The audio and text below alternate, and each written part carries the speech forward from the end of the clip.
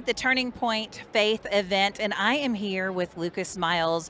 If you have been around Spark Media for a while and my shows, you've definitely seen Lucas before, but I'm super excited to be at this event with Lucas today because he's got some new projects in the works. So you've been working on the Pastors Project this past year, so why don't you tell everybody a little bit about that, and then we'll kind of talk about what's coming next. Yeah, absolutely. So I started the American Pastor Project. It's been about 2 years ago. So we've got 550 signers pastors that are decided to stand up for biblical Christianity in the pulpit and to help eradicate wokeism in America. And I have a little news that has taken place here, and that is I've recently accepted the position of the director of TPUSA Faith. And this is sort of week one for me, and what a week to be here with the first ever Believers Summit. So I'm so excited, been able to meet the team and just spend some time with Charlie and everything else. And there's some incredible things happening. So many believers. I mean, it's a sold out event. We had to shut down registration. It's been absolutely incredible. And so, man, what a weekend we have in store for us. Yeah, and I love our mutual friend Matthew. I saw him earlier, and he said, not always does the right guy get the job, but in this case, you are the man for the job. And so I'm so excited for those that may not know you and the work that you do. You're an author, you're a pastor, you have the Influence Network. We talked to your wife, Chrissy, earlier today. You've written several books like The Christian Left, Woke Jesus. I know you're working on another book. And then now taking what you're doing with the Pastors Project and merging it with Turning Point Faith, and you're directing this. How exciting, and for such a time as this, what do you hope that is the next, like what is the next year, do you think, look like for you with merging the two together? Yeah, absolutely. So, I mean, obviously, this is such an important hour for the church. I mean, it's such an important hour for our nation. I mean, the choices are either liberty or tyranny, and I think that that's something that we have to really keep at the forefront of our mind. My big passion is seeing Christians united, and that's been tried in the past in ways that has just really watered down the gospel and it has, I think, just distorted things. It's allowed for some of this progressive, Christianity to actually, be perpetuated. But I think that what we have to do is we have to unite around primary doctrine. We have to start with the foundational components of the faith, the lordship of Jesus, God as creator, and then take that into some of these cultural issues like marriage, like sexuality, like sovereign borders of our nation. These are all first and foremost theological issues. And so we have to start there. And then, secondary issues, we can sit around a cup of coffee and we can talk and we can debate things as pastors and theologians, and that's great.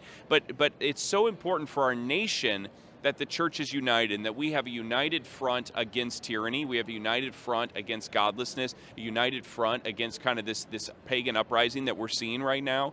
And so my hope and really, call is I want to meet with, church leaders around the nation. I want to sit down with some of the most influential people in faith in this nation and be able to start talking about some of these issues, figure out where they stand, figure out if they're on our side or not in this, and not really our side, but the side of the Bible, the side of Christ ultimately himself. And so I'm excited about what's in store, and here at TPUSA Faith, we've got a lot of incredible, programming and resources. Our faith reps are out there, boots on the ground, talking to local pastors on a day-to-day basis, working with them, providing great resources to them. And their event like this, we couldn't have done it without them. And so I'm just so proud of the team that we have, and I'm excited to be part of it. Yeah, and I love, it's not just faith, it's faith in action. So we can sit around all day and talk about the problems, but I love, first of all, that you're bringing people to the table to talk about the problems, but then once we get there, let's move forward in unity. I think that is so important, and we can, and you don't even have to be a pastor. We can have coffee and talk about, do you want to sprink, you want to dunk, you want to sprinkle, you want to dunk, what we like, those are secondary issues. But we have a real enemy, and it's not each other. And so coming to find that common ground and working together is so important. Yeah, look, absolutely. I mean, you have to ask the question of am I going to be standing next to this person in heaven? And if I am, then why am I not unified with them right now? Yeah. And so, there are certain denominations out there that they think they're the only ones that are saved and nobody else is a believer but them. And, ultimately they become very difficult to work with in that regard. But Christian orthodoxy is actually fairly wide when you start understanding these issues. Now, you can get outside of it and you can drift out into progressive waters and distance yourself. But there's room for people that hold to, a cessationist position, people that hold to a charismatic position, people that hold to these. Those aren't salvation issues. Right. And so I think it's so important that we unite around primary doctrine. And I just really believe that the church's greatest days are ahead. Obviously, we have our eyes on what's going to happen, here in the United States in November with this election. But I think that either way, the role of the church is vitally important. And so, our job and my job is to really come alongside pastors and leaders around this nation. And I'm still a pastor myself. And really help strengthen the church here in America so that we can be a brave church, we can be a strong church, and we can get the job done to really occupy until Christ comes. I love that. My husband always says it doesn't matter who well, it does matter, but like it doesn't matter who the president of the United States is. Our king is Jesus, and we're going to follow him. Yeah. But of course, it does when the wicked are in power. The people groan, right? Yeah. So we definitely feel that. So, what would you encourage people if they want to get involved in the work that you're doing with Turning Point? What's the best way for them to get involved?